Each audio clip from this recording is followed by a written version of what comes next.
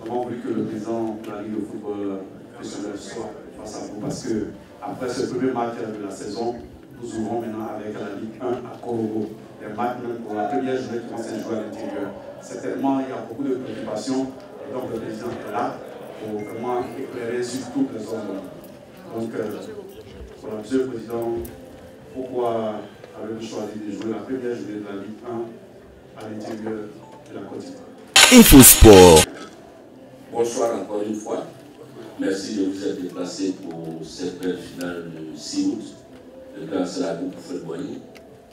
On est dans la ville de Doyen et j'espère que vous avez été bien accueillis et que tout se passe très bien. Pour revenir à la question de M. Thiébélé, on a souhaité cette année ouvrir les hostilités à l'intérieur du pays. On l'a fait aujourd'hui, le 6 août, avec la Super Coupe de Boigny. On va poursuivre le 16 août à Korogo. On a fait une pierre blanche à Tologo, en ouvrant le bal face à la SEC, au stade Amadou Gon Koulibaly, qui sera suivi le lendemain, le Korogo Stade d'Abidjan. Sampdoria aussi va recevoir à l'intérieur, ainsi que Boaké et Yamoussoukro. Donc on a voulu amener pour cette première journée à l'intérieur du pays, avant de revenir sur Abidjan. C'est vrai que cela impose certaines contraintes à des clubs d'Abidjan, mais on a voulu faire pour cette première journée-là que tous les matchs se jouent à l'intérieur.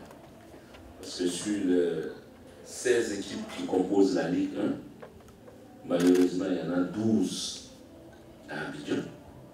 Les 4 clubs seulement de l'intérieur, c'est-à-dire FC San Pedro, Tologo, Korogo et FC Boaké. Bon, la soie, comme elle se trouve dans tout le pays, tantôt à Abidjan, tantôt à Yamoussoukro et tantôt à Boaké, on dirait. Donc, ça, c'est un handicap sérieux pour le championnat. Et j'espère que, sans être oiseau de mauvaise but, qu'il y ait plus de clubs de l'intérieur qui remontent en première division. Ça, c'était les informations et j'ouvre le débat. Allez-y, vous vous présentez et puis votre question. Mes félicitations pour l'innovation au niveau donc, de la VAR et on espère vraiment avoir d'autres innovations encore pour cette nouvelle saison. Ma question sera au niveau du paiement des salaires des joueurs. Est-ce qu'il y a un suivi à votre niveau? Si oui, un peu d'explication. Nous avons dit à notre niveau, comme le gouvernement l'a fait, que le salaire minimum est de 75 000 aujourd'hui.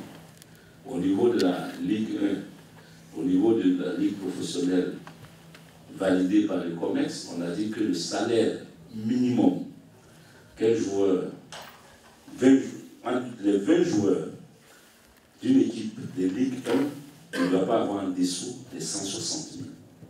Il peut gagner 1 million, il peut gagner 800 000, mais nous avons dit que le minimum, on pourrait dire notre SMIC footballistique est de 160 000.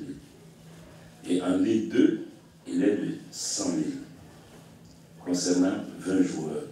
Et chaque mois, nous demandons au club de justifier le salaire de ces 20 athlètes. Parce que nous leur remettons des droits télé. Donc on leur demande au moins de justifier nos droits télé. Et c'est que les clubs dépensent au-delà des 10 millions pour la Ligue 1, mais qui justifient au moins les 10 millions. C'est à l'issue de ça que la direction exécutive prévoit le paiement du prochain mois. Donc nous essayons de notre niveau de faire juste. Maintenant, si il y a d'autres qui passent entre les filets, bon, ça on va continuer. Quand on a des indices, on fait le blocage de ces différents chèques. Le football est facteur de rapprochement. Il faut que nous jouons de manière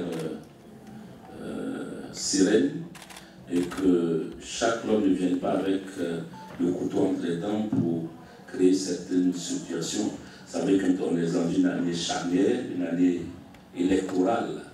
Donc nous devons apporter notre gaieté et notre charme au niveau du football pour qu'on ait un pays en paix et reposé par le sport.